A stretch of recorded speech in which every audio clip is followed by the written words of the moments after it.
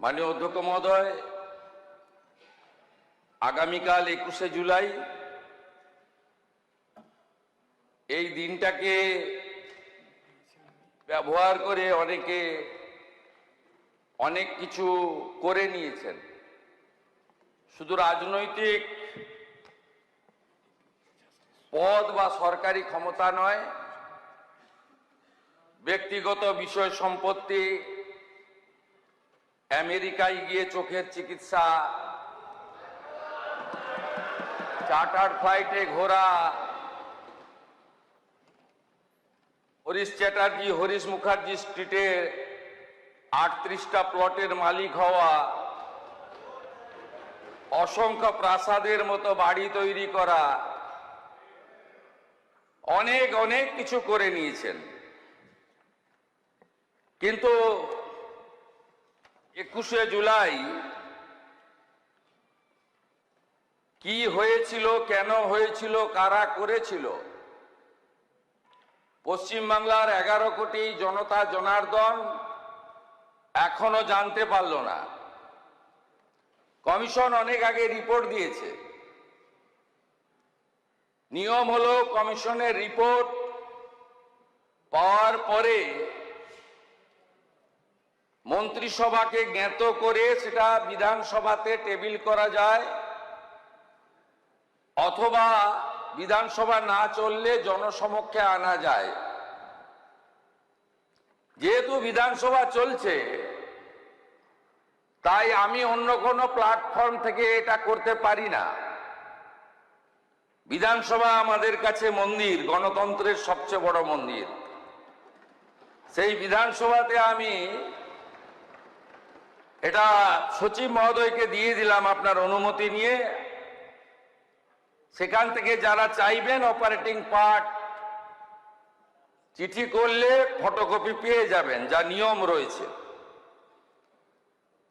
বিচারপতি Sushanta Kumar Chatterjee commission of inquiry, স্বরাষ্ট্র রাজনৈতিক দপ্তরের বিজ্ঞপ্তি নম্বর 6256 P/44/12/11 তারিখ 4/11/2011 রাজ্য সরকার কর্তৃক গঠিত 1993 সালের 21শে জুলাই মহাকরণ অভিযানের তদন্ত।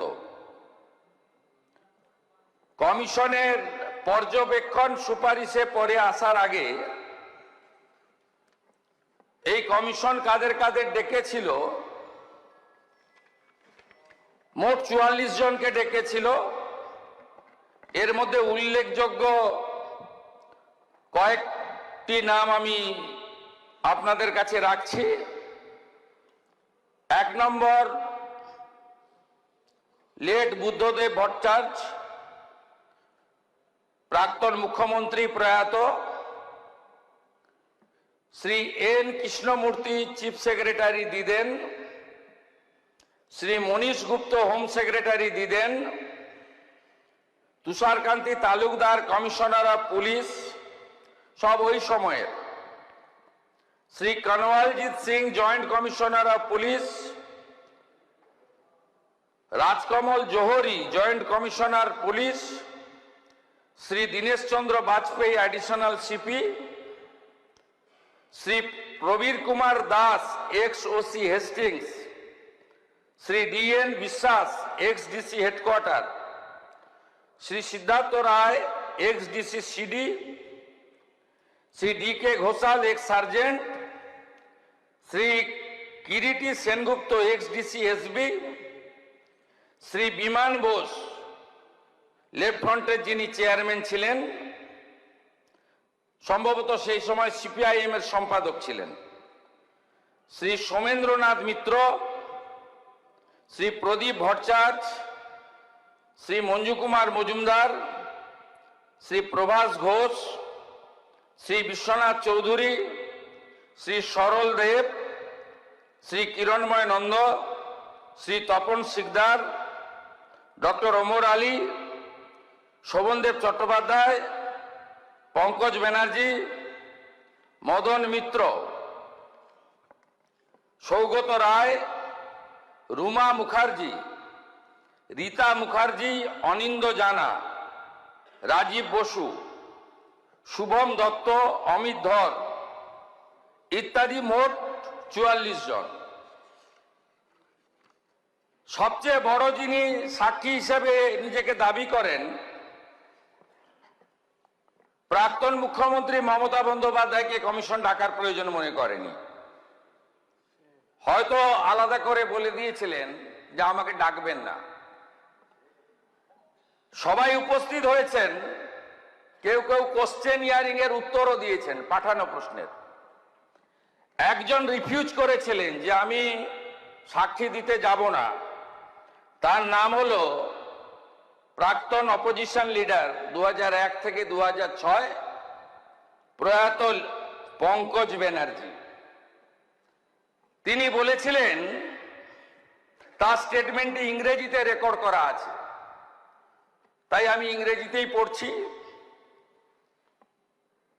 When summoned by the commission as the first victim of the 1993 agitation, where is sustained head injury, that means late Pankaj Banerjee, expressed his inability to depose and gave a statement to the media that I believe that the person solely responsible for the firing was none other than the Home Secretary Monish Gupta. But the culprit has been given a berth in the Mamata Banerjee cabinet. It is quite apparent why the commission could not take his name or hold Monish Gupta responsible. The commission did it under the direction of the powers that be. এই স্টেটমেন্টটা উনি দিয়েছিলেন Times of India 1/1/2015, কমিশনকেও জানিয়েছেন internally আর পাবলিকলিও বলেছেন। আর বাকিরা গেছেন। এই কমিশনের যে ইনকোয়ারি রিপোর্ট, সেই ইনকোয়ারি রিপোর্টে কমিশন যে মূল অবজারভেশনগুলো দিয়েছে, যা এটাতে আছে, পি নীরজ নয়ন, প্রিন্সিপাল সেক্রেটারি, এটাতে আমি বাংলা করে আপনাদেরকে বলছি। এক, আইন অনুযায়ী প্রয়োজনীয় যথাযথ নির্বাহী তদন্ত এক্সিকিউটিভ ইনকোয়ারি হয়েছিল বলে কমিশন মনে করে না। সম্পূর্ণ নির্বাহী তদন্ত প্রক্রিয়াটি ন্যায্য, যথাযথ, সরল বিশ্বাসে সম্পন্ন হয়েছে বলে প্রতীয়মান হয় না। নির্বাহী তদন্তের রিপোর্ট এবং সংশ্লিষ্ট অন্যান্য রিপোর্টের অনুপস্থিতি বিচার বিভাগীয় পর্যালোচনার আওতার বাইরে চলে গেছে। ফলে পুলিশি গুলি চালনার যথার্থতা প্রমাণিত হয় না।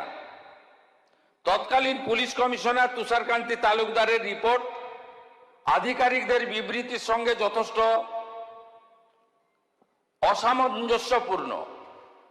তৎকালীন পুলিশ কমিশনার প্রকাশ্যে অস্বীকার করেছেন, বিতর্কিত করেছেন এবং কার নির্দেশে পুলিশ গুলি চালানো হয়েছিল সেই প্রকৃত তথ্য প্রকাশ করতে অস্বীকার করেছেন।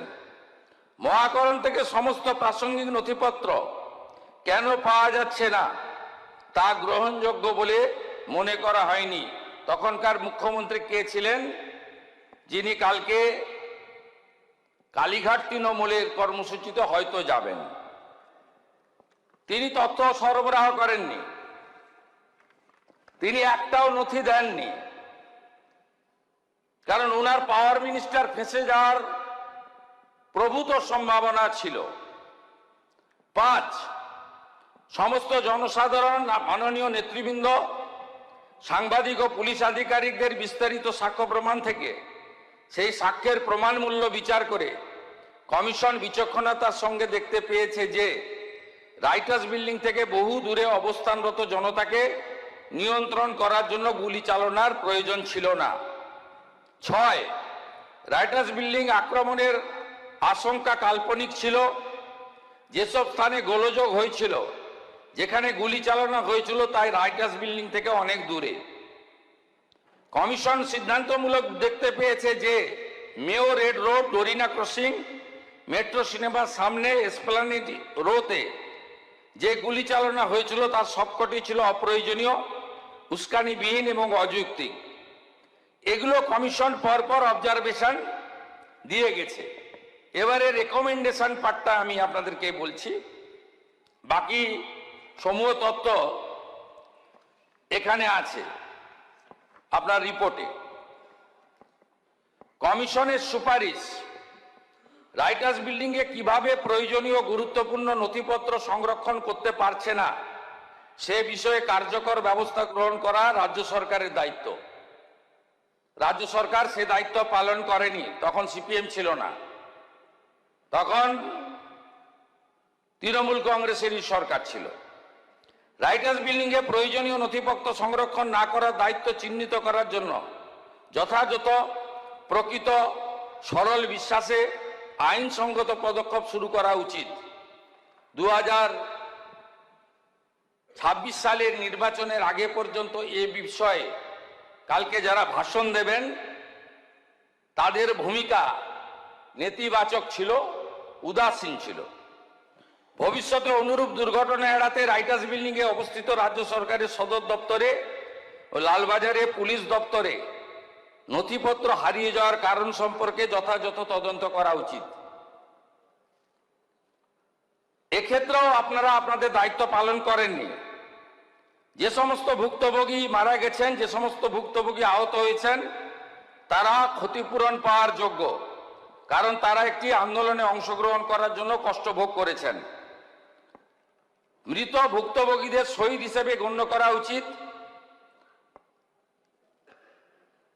এবং এদেরকে শহীদ হিসেবে গণ্য করার রেকমেন্ডেশন করেছেন।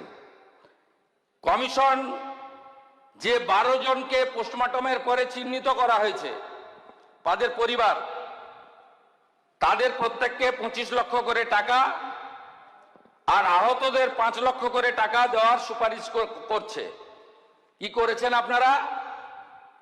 আপনারা মৃতদের দিয়েছেন 2 লক্ষ করে টাকা আর আহতদের দিয়েছেন 15,000 করে টাকা। লজ্জা লাগে না?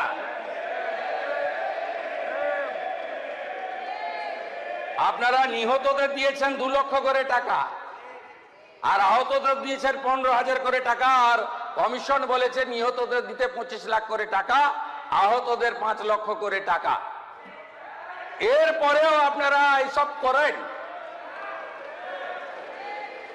আমি এই রিপোর্ট পেশ করে আহত এবং ক্ষতিগ্রস্ত পরিবারকে বলবো, আপনারা যদি ফ্রেশ এফআইআর করতে চান সে সুযোগ বর্তমান সরকার দেবে।